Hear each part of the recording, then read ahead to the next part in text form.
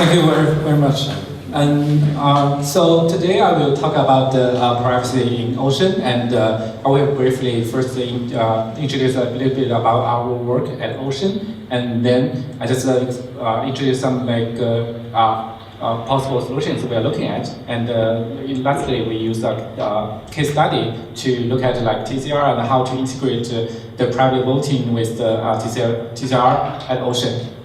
So first, let's introduce a little bit about the Ocean by itself. And we know like Ocean is working on unlocking the data for AI. And so the data is very important because it can be used to extract valuable information and help people to make a decision in their applications. But we still need to run the algorithm on the data to extract those information. So that's the reason we built this substrate for the data service. So people can run the algorithm and on those data with the computing provider and store the results in those storage and be used for many different applications. So that's the mission and value of the Ocean.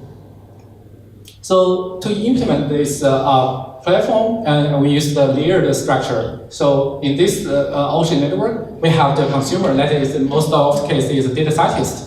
And we also have the data owner and the service owner. Those are providers in this ecosystem. So we want the consumer and the provider, they have transactions. We want to facilitate, they interact with each other. So we build those layers. The first layer is a service layer. And in this layer, we define the service, what kind of service the consumer want to buy, and the access control policy, and also the service conditions. And also the consumer can make payments to the smart contract, and which can be released to the provider once the service is delivered. And on top of this service layer, we have a verification layer because all the services need to be verified before the payment is released to the provider. So, and also like the consumer getting into this ecosystem, they want to know like what's the best service right now. So we have a curation layer. Basically, the consumer can come into the market and find the most popular assets, either data or service. And they can also participate in the community, like they can vote for the assets or service. So that's the three layers we are trying to build inside the Ocean.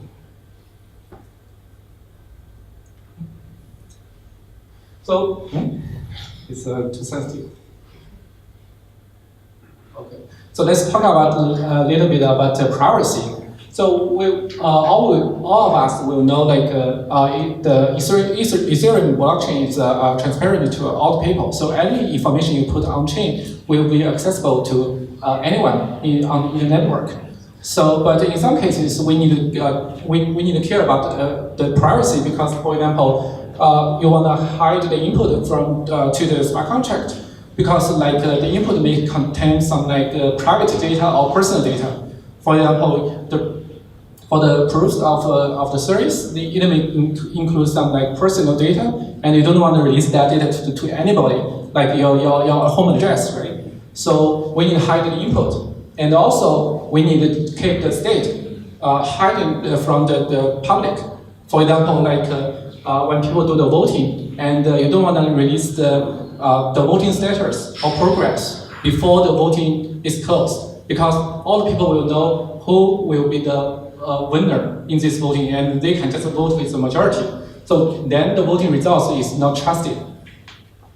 And also we want to do arbitrary computation on the encrypted data. For example, we have some encrypted information on chain, and we don't want like transfer back and forth and decrypt in our local and put that to the on chain again. And we can, for example, like I have the encrypted data and encrypted towards my public key, and I put it on chain, and I want to give the access to other people. So we want to re-encrypt this data towards other people's public key. So we can do that on the storage server. We download it again and decrypt it again. So then let's look at some let's look at some possible solutions we are looking at Ocean. The first one is called homomorphic encryption. So basically, this method means people can run the operations on the encrypted data directly. For example, they can query or sort the data without knowing like what the real data it is. And a good example here is like I show you here is like if for example like I have the treasure map, I don't want to bring it with me because anybody can come to me and take the map away. So I want to keep it in the, for example, put it in the cloud, and but I don't want other people to access it. So I encrypt this map and put it in the cloud, and whenever I try to want to get the next stop to find the treasure, then I just send an encrypted query, and the server actually can just work on this encrypted map and return the encrypted results. Since I have the private key, so I can decrypt and find the next stop, for example, maybe Berlin, right? So this is the idea of behind this method. But the issue is this method, the computation cost is pretty high. So for the practical application, right now, it's very limited. So then it brings us to consider other solutions. The second one solution is called the trusted execution environment, or TEE. Basically, in this method, we will use a secure enclave. Actually, it's just a isolated area inside the main processor. So in this area, the data can be stored, processed in the trusted environment. That means the other parts of the computing services will not have any access to the data inside this area. So for example, we show here the secure enclave, actually, it can generate the key pair, like include the public key and the private key. And then you can send the public key to the user. So user can use this public key to encrypt the personal data. So after this encryption, and nobody can know like what the personal information inside this file. Then the user can pass this encrypted file to the enclave. And since the enclave has the private key, so it can decrypt it and recover the original information. So in this way, the user's personal information and also the private key will stay inside this enclave, and nothing else can access it. So right now, the most popular hardware right now is Intel SGX, and many projects is working on that. For example, like Enigma, and but it has some issues. Like first issue is the centralization, because the Intel SGX is manufactured by the Intel, so basically just like people need to put trust on the Intel company, and right now like the design of the Intel SGX is not open source, so nobody will know like the detailed implementation of this of the SGX, and also the to use this service, they require people to register the SGX on their like centralized service. But if people can hack the service and fake like they own this hardware, then they can claim the computing is done in this SGX, but actually it's not. So the hacker can get the access to the private information with the fake ID. And also, people find out that Intel SGX recently they have some security issues. The most recent one is for shallow. Basically, like it tries to prefetch the instruction and release the data in cache. So, and another project working on this TEE category is called Oasis Labs. Basically, they are working on the open source, the secure hardware, and they design the circuit and with the community, and so everybody will know like what is implemented inside this circuit, and they try to build the FPGA and ASIC on with this open source design.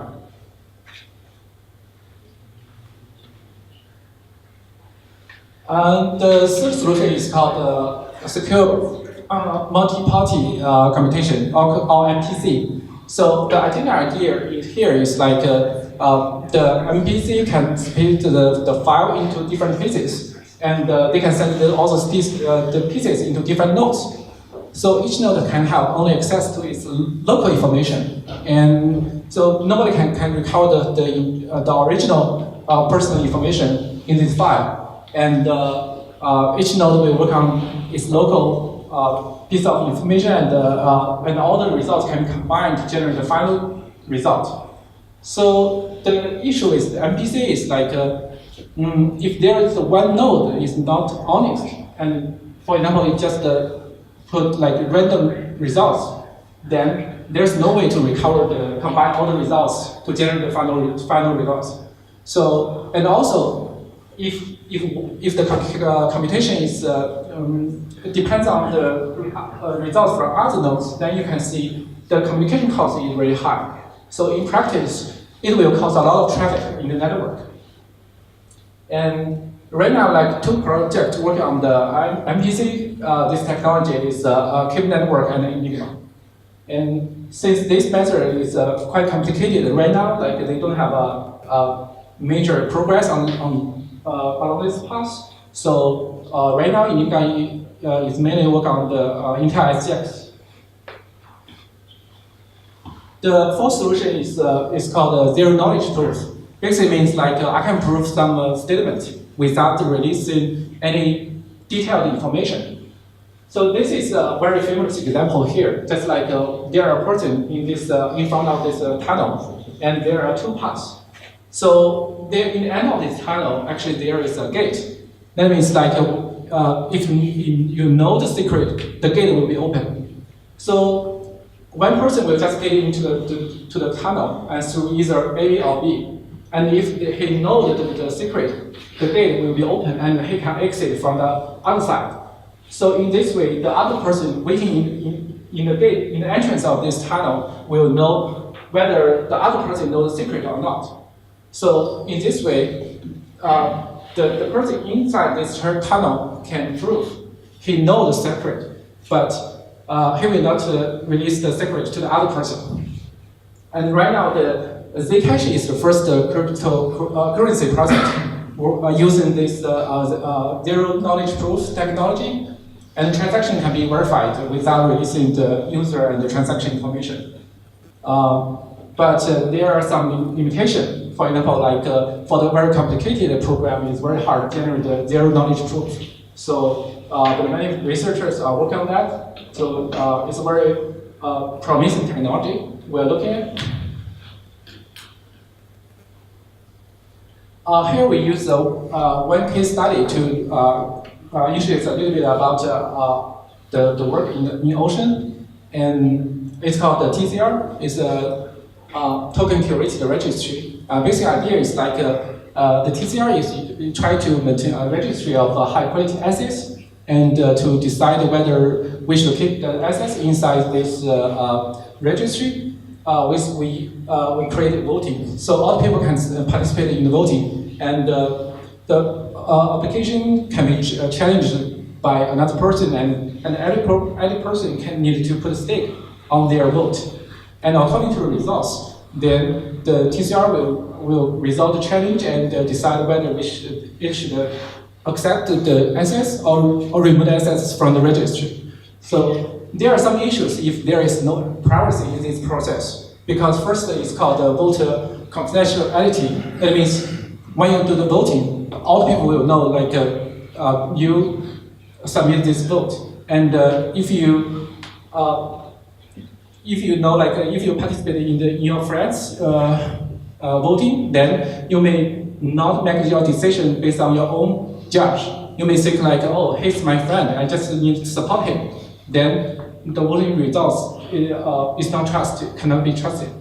And the second reason is like it can, if there's no privacy, then you can prove to other people, say, I submit the vote either against or for this application.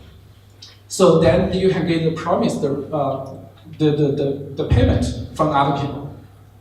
And also another issue is called conformity. That means if all the people can see the progress of the voting, then they can just vote with the majority in order to get the token reward. So in this case, the voting results it cannot be trusted, and it loses its value.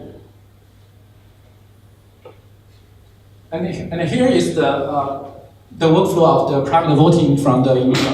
And it's the secure Intel SGX, and it belongs to the TEE method. And in this flow, actually, initially the secure enclave will generate the key pairs and send the public key to the Enigma client, and the user will submit their vote through this client, and the client will encrypt this vote with the public key and send the encrypted vote and the stake to the smart contract, the voting contract. When the voting period is closed, then the voting contract will just send all the encrypted votes to the secret contract inside this enclave. Since the enclave has all the private key of the voters, so the secret contract can decrypt the information and do the vote can count the votes and get the results of this voting and resolve this challenge and pass the results to the voting contract. The voting contract can either reward tokens or slash tokens of the voter based on the results. So in this way, all the voters can preserve their privacy during the whole voting process. So we are looking at this method, and right now, like, we do some initial implementation, and there are something we need to be improved, and we're working with Enigma together, and but at the same time, we are looking at other solution sets as well, and so yeah, that's pretty much for this talk. Yeah, so I just keep this up to be high level and kind of like an introduction type. So if you want to know more details, like technical details, you can come over and we can discuss.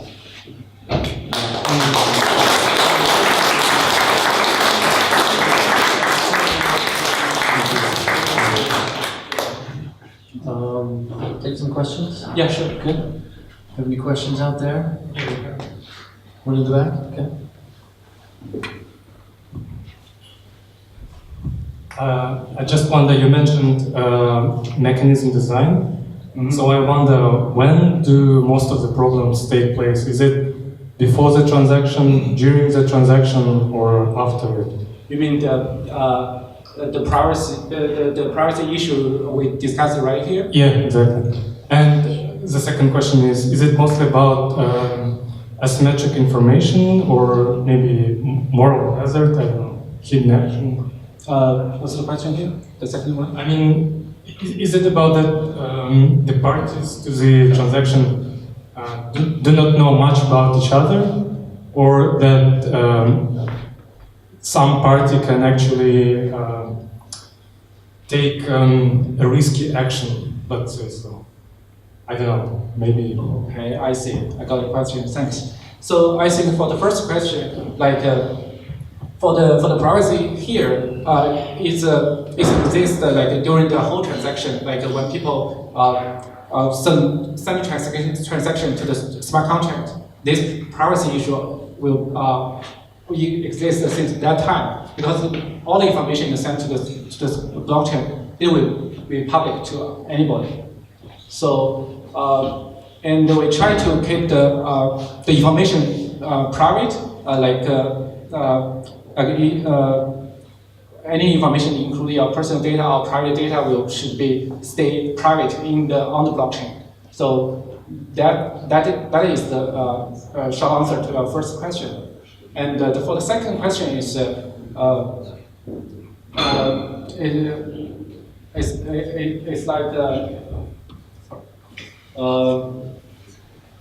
Can you remind me of the second question? Yeah. Can you remind me of the second question? Is it about asymmetric information, or maybe one of the parties can actually do some actions that might jeopardize security or put you, I don't know, like schlechter stellen, you know?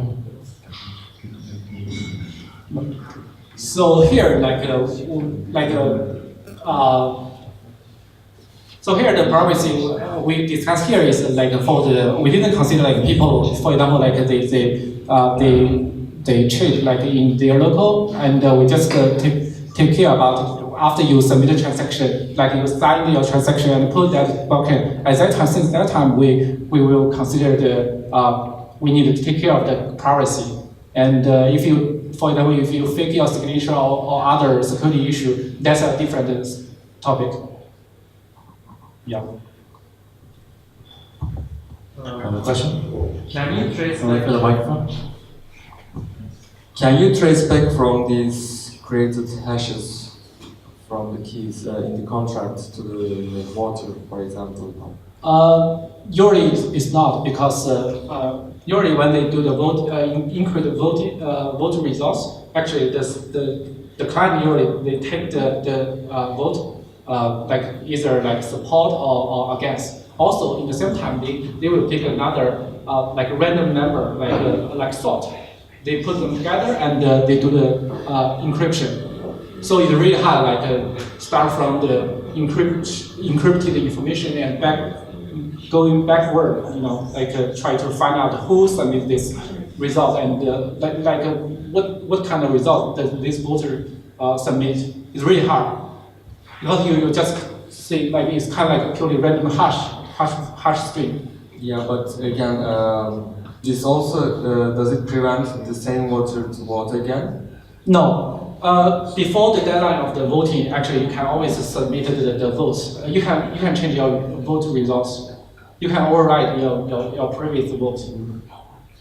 Because the last So one it does not override the previous hash. It creates a new hash in the contract.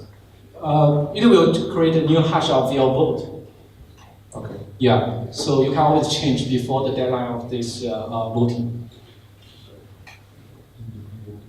So, sorry, so if I change my vote, do I get my stake back, or is my stake then gone? Or can I just put two different votes and stake 50 each on 2 votes? I mean, this is an off-topic question. I'm sorry, but just prompted it. Yeah, sure. Yeah, thanks. Actually, it's a good question. Actually, so if you're in the same votes and if you change your mind, actually you don't need to submit the stake again, because the smart contract already record you submit the stake already.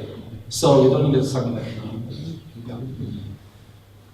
Okay, thank you. Obviously, lots of good questions, lots of questions still to be answered, but thank you for at least sharing some insights about what thinking is going on in Ocean and how privacy is being looked at. Obviously, a big question, and important one as well. So, everyone, please allow me to thank you.